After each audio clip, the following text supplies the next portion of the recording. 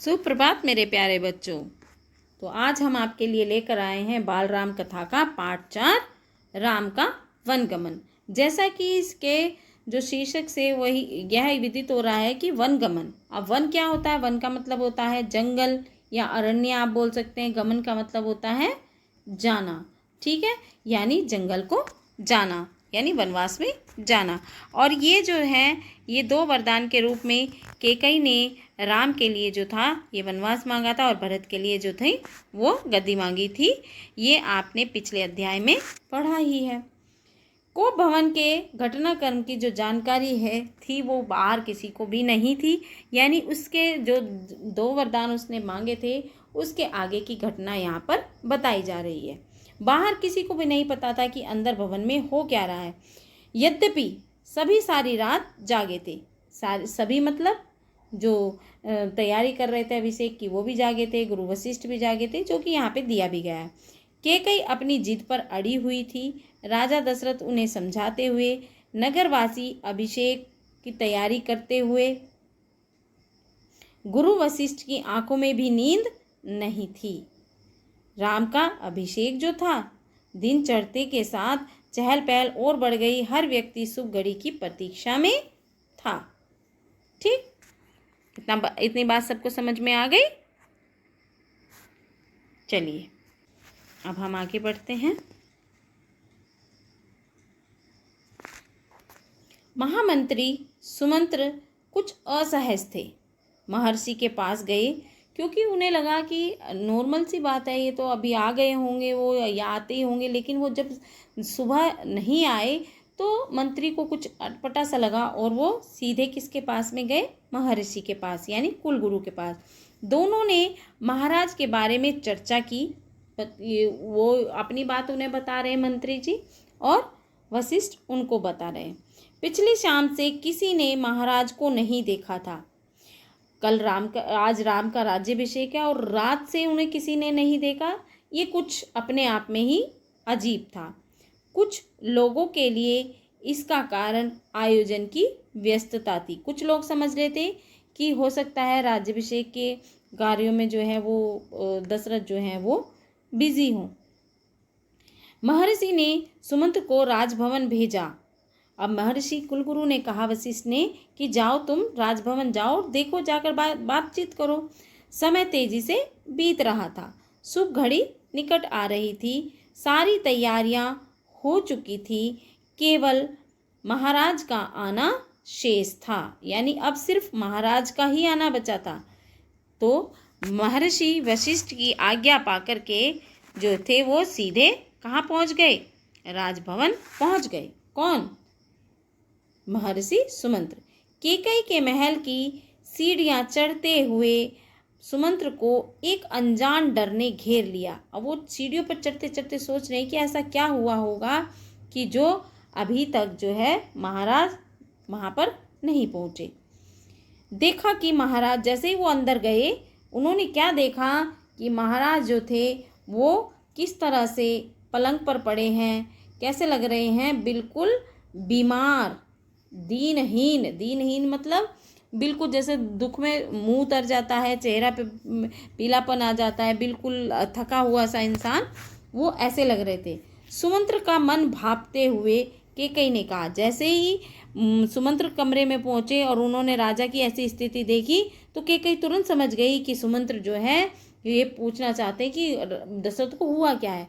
तब वो तुरंत उसकी स्थिति को भापते हुए बोली, चिंता की कोई बात नहीं है मंत्रीवर। महाराज राज्याभिषेक के उत्साह में रात भर जागे हैं। वे बाहर निकलने से पूर्व राम से बात करना चाहते हैं। अब कैकेयी की ये बातें सुनकर सुमंत्र के मन में संशय हुआ। अब सुमंत्र कहने लगा, कैसी बात? उसने पूछा। सुमंत्र ने पूछा कि कैसी बात, क्या बात करना चाहते हैं? तब कैकेयी बोलती है कि मैं नहीं जानती। अपने मन की बात वे राम को ही बताएंगे, आप उन्हें बुला लाइए। इतना जो था वो कैकेयी ने सुमंत्र को बताया। दशरथ ने बहुत क्षीण स्वर में राम को बुलाने की आज्ञा दी, यानी बहुत धीरे से कि जाओ राम को बुला लाओ, इस तरह से। सुमंत्र के मन में कई तरह की आशंकाएं थी।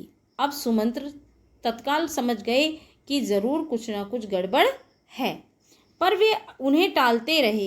यानी जो भी उसके मन में बातें उठी उन्हें वो टालते रहे और राम के निवास के बाहर चले गए। वो राम को बुलाने के लिए चले गए।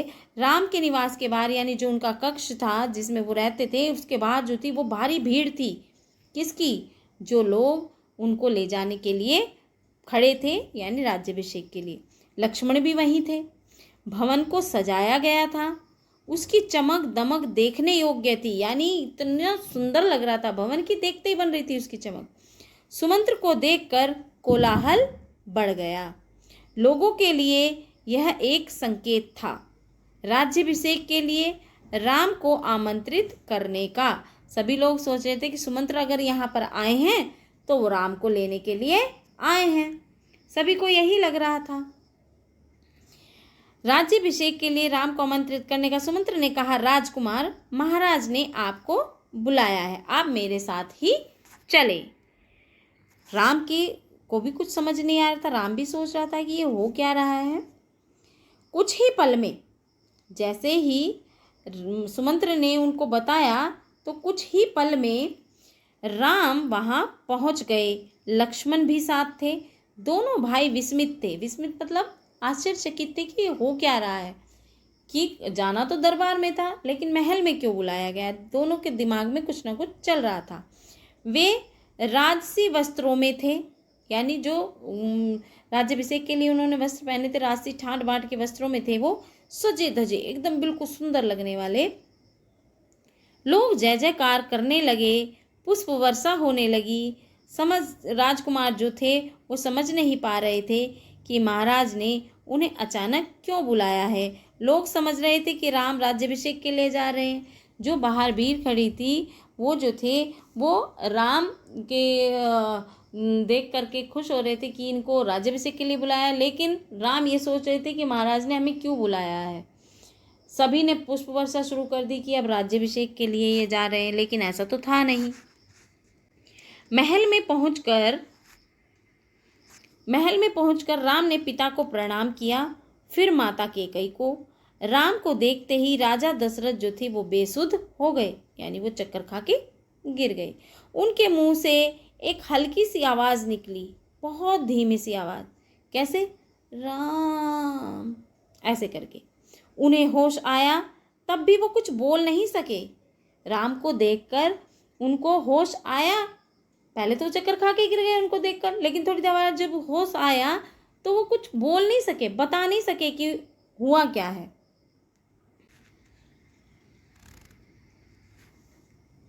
थोड़ी देर तक चुप्पी रही, असहज सन्नाटा, यानी कोई कुछ नहीं बोला। जो भी वहाँ लोग थे वो कोई कुछ नहीं बोला। तो राम ने पिता से पूछा, क्या मुझसे कोई अपराध हुआ है? कोई कुछ बोलता क्यों नहीं? आप ही बताइए माते। जब उन्होंने दशरथ से पूछा, कोई जवाब नहीं दिया। सभी और सन्नाटा था, कोई कुछ बोल ही नहीं रहा था। ना कैकेयी बोल रही थी, ना दशरथ बोल रहा था, ना और कोई भी नहीं कुछ बोल रहा था। तब उन्होंने कहा राम ने कि आप ही बताइए माते। तब वो कैकेयी जो थी वो बोलना शुरू करती है और क्या कहती है, महाराज दशरथ ने मुझे एक बार 2 वरदान दिए थे।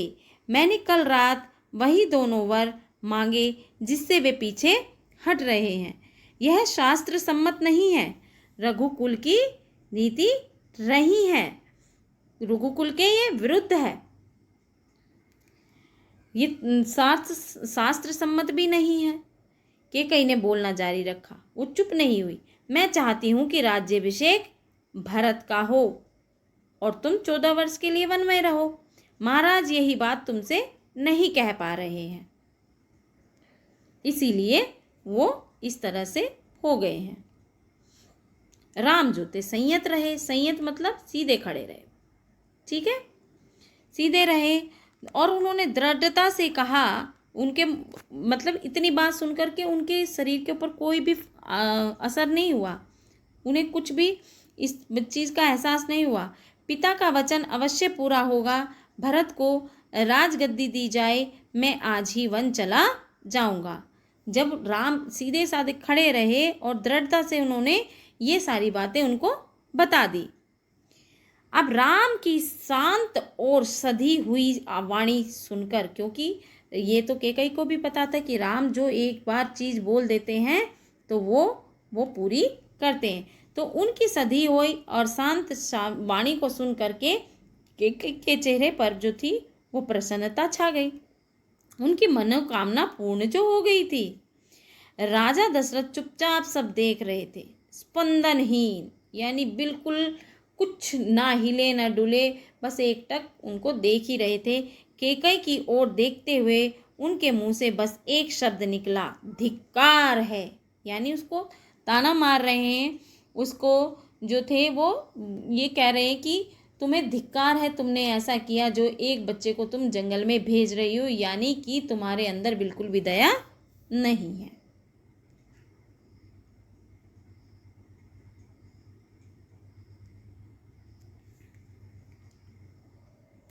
कैकेयी के महल से निकल कर राम सीधे अपनी माँ के पास गए। उन्होंने माता कौशल्या को कैकेयी भवन का सारा वृत्तांत सुनाया, विवरण यानी पूरा एक्सप्लेन किया, और अपना निर्णय भी सुनाया। राम वन जाएंगे, कौशल्या यह सुनकर शुद्ध खो बैठी, यानी वो भी बेहोश हो गई। लक्ष्मण अब तक शांत थे पर क्रोध से भरे हुए। राम ने समझाया और उनसे वन जाने की तैयारी के लिए कहा।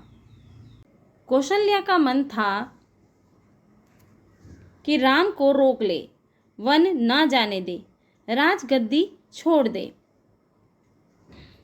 पर वह अयोध्या में रहे। उन्होंने कहा, पुत्र, यह राजाज्ञा अनुचित है।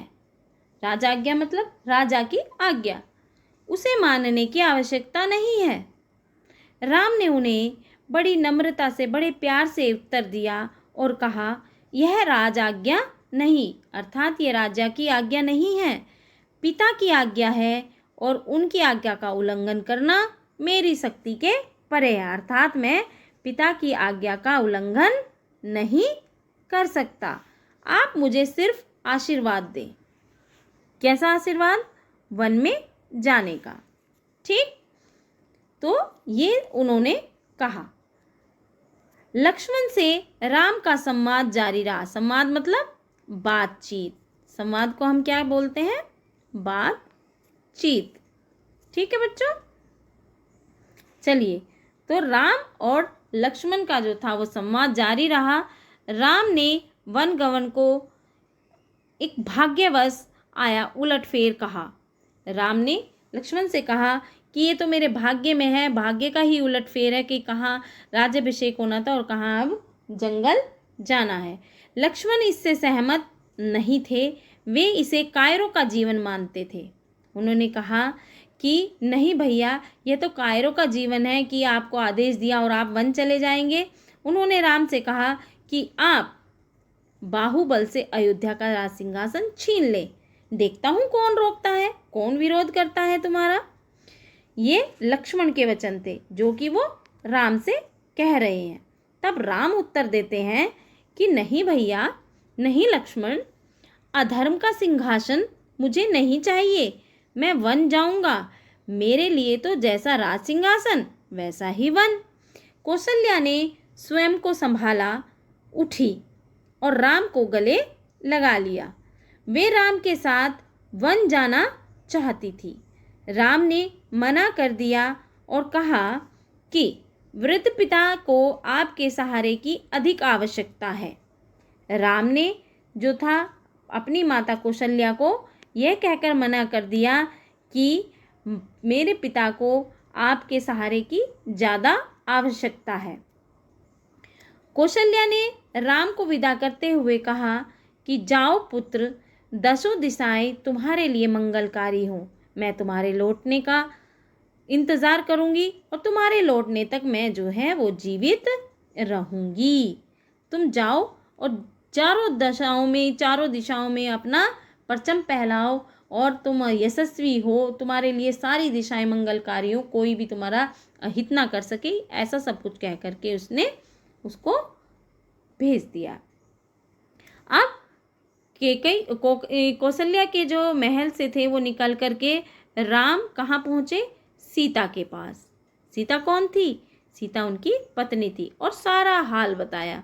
विदा मांगी, माता पिता की आयु का उल्लेख किया और कहा कि तुम उनकी सेवा करना, यानी सेवा करने का उनके आग्रह किया। आग्रह मतलब विनती की और कहा कि प्रिय तुम निराश मत होना, 14 वर्ष के बाद हम फिर मिलेंगे। राम के वनगमन का समाचार तब तक सीता के पास नहीं पहुंचा था। राम को देखकर कुछ आशंका हुई अनिष्ट की, यानी कि उसे कुछ अनिष्ट होने की आशंका हुई और वो जो थी, जब उसे पता चलता है, राम ने जो था उससे विदा मांगी और सीता जो थी व्याकुल हो गई कि क्रोधित भी हुई, निर्णय पर प्रतिवाद भी किया। राम नहीं माने तो सीता ने उनके साथ जंगल जाने का प्रस्ताव रखा। सीता ने कहा, मेरे पिता का आदेश है कि मैं छाया की तरह हमेशा आपके साथ रहूं। अंततः ये जहाँ पे 2 विसर्ग होते हैं, ये 2 डॉट जो लगे होते हैं, इनका ह का उच्चारण आता है, इसलिए इसको हम पढ़ेंगे अंततः, यानी अंत में यह निर्णय लिया गया और राम ने उनकी बात मान ली, अर्थात राम को उनकी बात माननी ही पड़ी, क्योंकि सीता नहीं मानी। सीता तो उनके साथ ही जाना चाहती थी, तो राम को भी उनकी बात माननी पड़ी।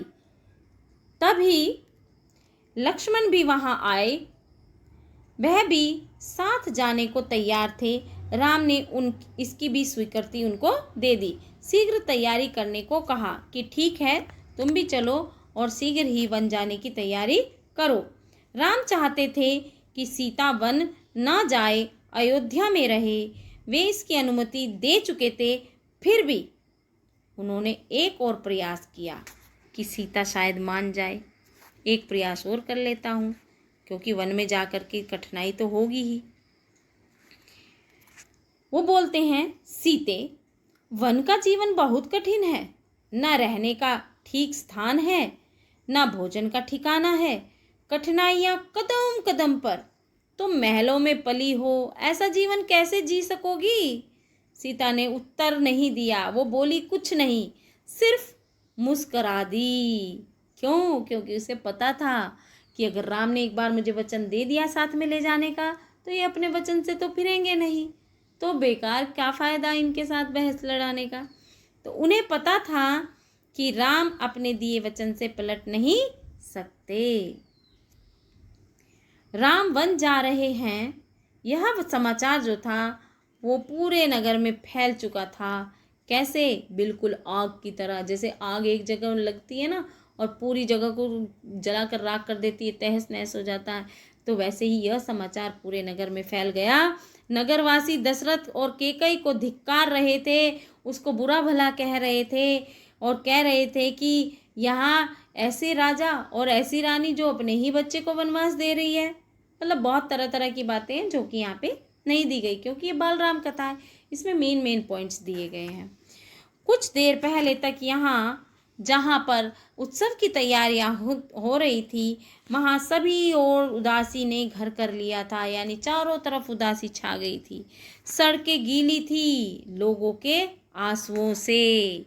लोगों के आंसू, यहाँ पे देखिए क्या बढ़ा चढ़ा करके बात की गई है, यानी कि धरती कभी गीली होती है आंसुओं से, लेकिन फिर भी यहाँ पे लेखक ने जो था वो बहुत ही सुंदर चित्रण किया है और उन्होंने कहा है कि लोगों के आंसुओं से जो थी वो धरती गीली हो गई थी। सबकी एक ही इच्छा थी, और वो क्या थी इच्छा उनकी? कि सीता और राम वन ना जाएं। सीता और राम वन ना जाएं। वे उन्हें रोकना चाहते थे पर बेबस थे। क्यों? क्योंकि राजा की आज्ञा थी, राजा की आज्ञा तो प्रजा कुछ बोल ही नहीं सकती। राम, सीता और लक्ष्मण जंगल जाने से पहले पिता का आशीर्वाद लेने के लिए गए। अब जहाँ वो जाने वाले थे वहाँ पे महाराज दशरथ दर्द से करहा रहे थे। करहाने का मतलब होता है तड़पना, ठीक है। तीनों रानियां भी वहीं थी मंत्री आसपास थे। मंत्रीगण रानी केकई को अब भी समझा रहे थे कि शायद ये अब भी मान जाए और अपने दिए हुए वचन वापस ले ले, लेकिन केकई कहाँ मानने वाली थी। केकई तो वो ही कर रही थी जो उसे करना था। ठीक। क्षुब्ध थे, दुखी थे, पर तर्क का साथ नहीं छोड़ना चाहते थे। ज्ञान, दर्शन, नीति, रीति, परंपरा, इन सब का वो हवाला दे रहे थे केकई को कि मान जाए, ये नीति नहीं है, इस तरह करना उचित नहीं है, ये सारी चीज़ें गलत है। लेकिन केकई तो अड़ी रही अपनी बातों पर। राम ने जैसे ही कक्ष में प्रवेश किया, कक्ष मतलब कमरा, जैसे ही कक्ष में प्रवेश किया तो दशरथ में जीवन का संचार हुआ। वे उठकर बैठ गए। उन्होंने कहा, पुत्र मेरी मति मारी गई, पुत्र मेरी मति मारी गई है। जो मैंने इसको वचन दिया और मैं वचनबद्ध हूँ, लेकिन तुम पर कोई भी ऐसा निर्णय करने के लिए विवश नहीं करेगा, ना तुम इस निर्णय को मानने के लिए विवश हो। मैं वचनबद्ध हूँ, लेकिन तुम वचनबद्ध नहीं हो। तुम्हारे ऊपर कोई भी बंधन नहीं है, तुम्हारे ऊपर कोई भी बंधन नहीं है। मुझे बंदी बना लो और राज संभालो। यह राज सिंहासन जो है वो तुम्हारा है, केवल तुम्हारा। पिता के वचनों ने राम को झकझोर दिया और वो सोचने लगे कि किस तरह से मेरे पिता को इस बात ने तोड़ दिया है, जो वो मुझे इस तरह की बात करने के लिए कह रहे हैं कि मेरे ऊपर कोई भी बंधन नहीं है। इस तरह की बातें वो मुझे कह रहे हैं जो कि गलत है। अब पिता के वचनों ने जो राम को जिस तरह से झकझोरा था, अब उन्होंने साहस बटोर करके कहा, वो दुखी हो गए और साहस बटोर करके उन्होंने कहा कि मैं जो था, मैं ये इस तरह की बातें नहीं मानूंगा, क्योंकि उन्होंने नीति का साथ नहीं छोड़ा था। राम जो थे मर्यादा पुरुषोत्तम राम इसीलिए कहे जाते हैं क्योंकि वो हमेशा सही बात का ही पालन करते थे और सही बात ही बोलते थे। आंतरिक पीड़ा आपको ऐसा करने पर विवश कर रही है। वो पिता से बोलते हैं कि पिताश्री, जो आंतरिक पीड़ा, जो आपके अंदर की पीड़ा, जो आपके अंदर का दुख है, वह सब आपसे इस तरह से करने के लिए कह रहा है, लेकिन मुझे राज्य का कोई लोभ नहीं है, मैं ऐसा नहीं कर सकता। आप मुझे आशीर्वाद दे करके विदा करें। विदा का जो दुख है उसे और मत बढ़ाइए, अर्थात विदाई का दुख सहन करना कठिन है, इसे और ना बढ़ाएं और मुझे आज्ञा दीजिए वन में जाने की।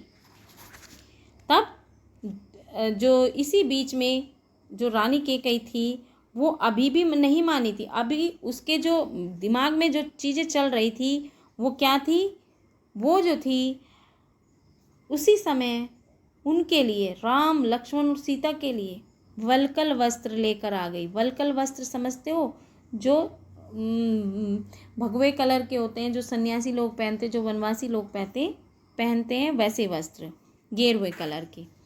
राम ने राजसी वस्त्र उतार दिए, तपस्वियों के वस्त्र पहने। सीता को तपस्विनी के वेश में देखना सबके लिए सबसे ज़्यादा दुखदायी था। महर्षि वशिष्ठ जो कि उनके कुलगुरु थे, वो अभी तक शांत थे, लेकिन अब उन्हें क्रोध आ गया था। क्यों? क्योंकि सीता को वन में जाते देखना उनके लिए कठिन था। उन्होंने कहा, सीता वन जाएगी तो सब अयोध्यावासी उसके साथ जाएंगे। भरत सुनी अयोध्या पर राज करेंगे, यहाँ कोई नहीं होगा, पशु पक्षी भी नहीं। यानी कि अब उन्हें जब क्रोध आया तो उन्होंने क्या कहा कि सीता जो है अगर वन जाएगी तो सारे अयोध्यावासी और हम भी सब वन जाएंगे, और जब भरत आएगा तो सूनी यानी खाली, सूनी का मतलब यहाँ पे क्या है, खाली अयोध्या पर राज कर लेगा, कोई मना नहीं करेगा उसको। एक बार फिर राम ने सबसे अनुमति मांगी, लेकिन राम ने इसका विरोध किया और राम ने सबको कहा कि नहीं नहीं ऐसा नहीं होगा। और एक बार फिर उसने, क्योंकि वो चीज़ यहाँ पे दी नहीं गई है, लेकिन जो है ये संभावित है। एक बार फिर राम ने सबसे अनुमति मांगी और आगे आगे राम, उनके पीछे सीता उनके पीछे लक्ष्मण, महल के ठीक बाहर मंत्री सुमंत्र रथ लेकर के खड़े थे। रथ पर चढ़कर राम ने कहा, महामंत्री रथ तेज चलाएं। नगरवासी रथ के पीछे दौड़े।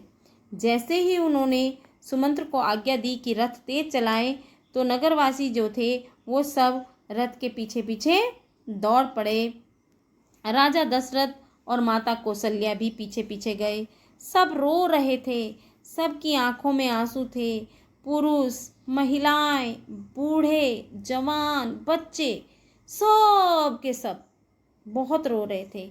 और मीलों तक, यानी मील मतलब क्या होता है, किलोमीटर, यानी कई किलोमीटर, मीलों तक मतलब कई किलोमीटर तक नंगे पांव दौड़ते रहे। राम यह दृश्य देख करके विचलित हो गए और भावुक भी हो गए। उन्होंने ये जो चीज़ें देखी थी ये उनके लिए सहन करना मुश्किल था। उनसे यह देखा नहीं जा रहा था और उन्होंने फिर सुमंत्र को आज्ञा दी। और क्या कहा? उन्होंने सुमंत्र को कहा कि रथ और गति से हाँक लीजिए। अर्थात उन्होंने कहा कि जो रथ है इसे और तेज चलाएं ताकि लोग हार जाएं, थक कर पीछे छूट जाएं, घर लौट जाएं। राजा दशरथ लगातार रथ की दिशा में नजरें गड़ाए रहे, खड़े रहे, जब तक कि रथ आंखों से ओझल नहीं हो गया। ठीक है, ये देखिए आप यहाँ पे, ये तो केवट का है। अब इसका दूसरा पार्ट हम यहाँ पे देखिए। वो तब तक उसे देखते रहे जब तक कि रथ आंखों से ओझल नहीं हो गया। रथ दिखना बंद हुआ तो वे धरती पर गिर पड़े, बेहोश हो गए फिर से। और रथ दिन भर दौड़ता रहा। वन अभी दूर था। तमसा नदी के तट पर पहुँचते पहुँचते शाम हो गई। कौन सी नदी के तट पर पहुँचते पहुँचते शाम हो गई? तमसा। वनवासियों ने रात वहीं बिताई। वनवासी कौन? राम, लक्ष्मण और सीता। ठीक है, तो इन्हें वनवासी कहा गया क्योंकि यही तो वन गए थे। सुमंत्र तो उन्हें सिर्फ छोड़ने गए थे, तो इसलिए सुमंत्र को तो वनवासी बोल नहीं सकते। ठीक है, तो चलिए आगे। पहुँचते पहुँचते जब उन्हें शाम हो गई और वनवासियों ने जो था रात वहीं बिताई, अगली सुबह वे दक्षिण दिशा की ओर चले। कौन सी दिशा की ओर? दक्षिण दिशा की ओर। बच्चों ध्यान दीजिएगा, ध्यान से सुनिएगा। हरे भरे खेतों के बीच से गोमती नदी पार कर राम, सीता और लक्ष्मण सई नदी के तट पर पहुँचे। सई नदी के तट पर, कौन से तट पर? सई नदी के, ध्यान दीजिएगा। महाराज दशरथ के राज्य की सीमा वहीं समाप्त होती थी। यहाँ पे जो है आप जो है इसमें ये भी ध्यान रख सकते हैं कि अयोध्या की जो सीमा है वो कौन सी नदी के तट पर समाप्त होती थी?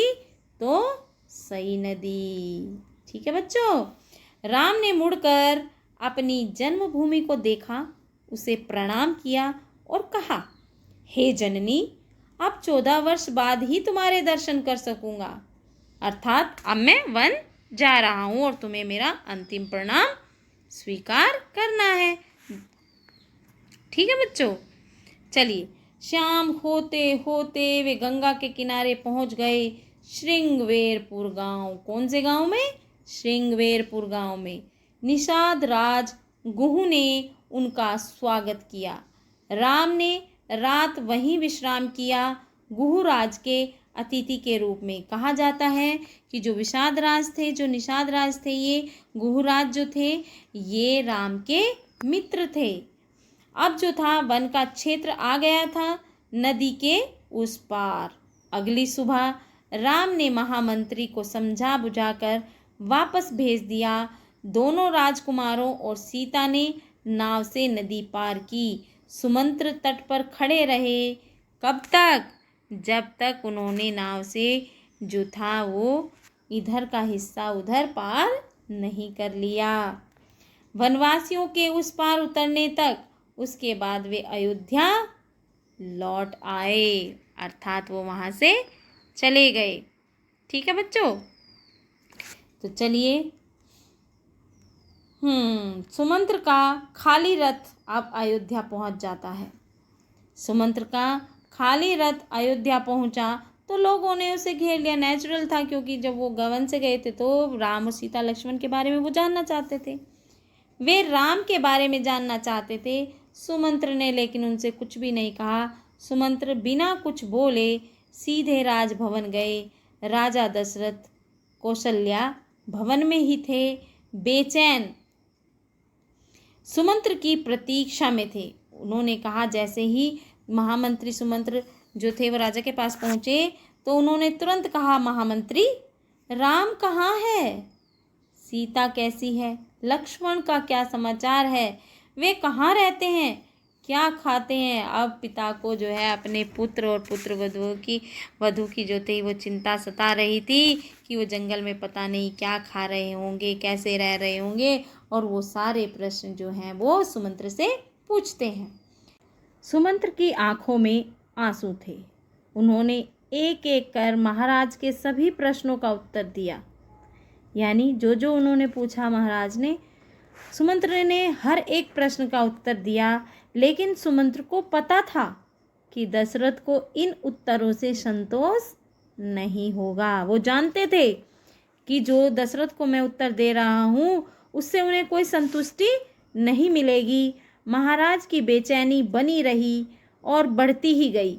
वनगमन के छठे दिन, ध्यान दीजिएगा, ये छठे दिन वनगमन, जैसे ही राम वहाँ से गए अयोध्या से, उसके छठे दिन दशरथ ने प्राण त्याग दिए। राम का वियोग उनसे सहा नहीं गया। देखिए पुत्र वियोग क्या होता है, पुत्र के बिछड़ने का क्या दुख होता है। तो यहाँ पे देखिएगा उनके वियोग में दशरथ ने जो थे वो अपने प्राण त्याग दिए, अर्थात उनका देहांत हो गया। दूसरे दिन महर्षि वशिष्ठ ने मंत्री परिषद से चर्चा की, क्योंकि आपको पता ही है जी कि जब कोई राजा नहीं रहता था तो उसके पूरे भार जो है वो कुल गुरु के ऊपर आ जाती है। यानी वही सलाहकार, वही सब कुछ उसमें राय देते हैं। सबकी राय थी कि राजगद्दी खाली नहीं रहनी चाहिए। तय हुआ, यानी सब ने मिलजुल कर सलाह की कि भरत को तत्काल अयोध्या बुलाया जाए। घुड़सवार दूत रवाना किए गए, यानी जो सबसे तेज़ दौड़ने वाले घुड़सवार थे उन दूतों को वहाँ पे भेजा गया। कहाँ? जहाँ भरत अपनी ननिहाल में रह रहे थे। अब आपको तो पता है उनके ननिहाल का क्या नाम था, केके। ठीक है, केकई उनकी बेटी थी और केके राज का नाम था। इस निर्देश के साथ उनको भेजा गया ताकि यहाँ की बात उनको ना पता चले। इस निर्देश से उनको कहा गया कि आपको मौन रहना है कि अयोध्या में क्या हो रहा है। तो कहा गया इस निर्देश के साथ कि अयोध्या की घटनाओं के संबंध में वो मौन रहे, अर्थात चुप रहे। मौन का मतलब क्या है यहाँ पे? चुप रहना। तो ये अध्याय यहीं पर समाप्त होता है। अब इसके आगे जो है हम पढ़ेंगे चित्रकूट में भरत, कि किस तरह से भरत आते हैं और फिर वो अपने भाई को लेने के लिए चित्रकूट में जाते हैं। तो तब तक के लिए पढ़ते रहिए, ध्यान दीजिए और घर पर सुरक्षित रहिए। धन्यवाद।